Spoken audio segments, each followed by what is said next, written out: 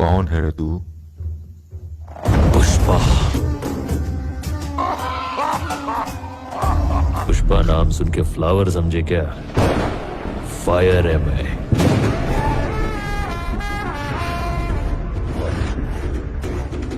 लड़ाई में कौन पहले मारता है इससे कोई फर्क नहीं पड़ता।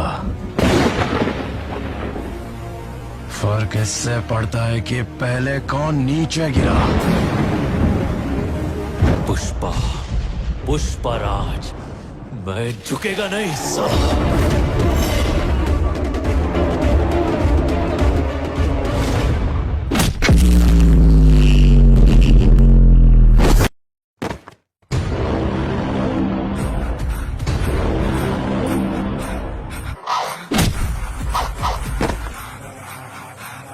मैं झुकेगा नहीं।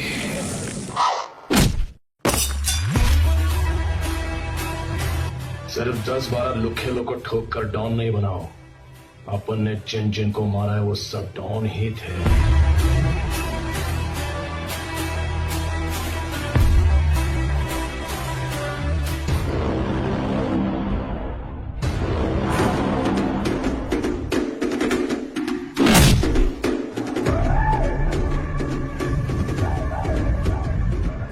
किसी के भट्टे में टांग अड़ाने को नहीं आया, राज करने के लिए आया मैं।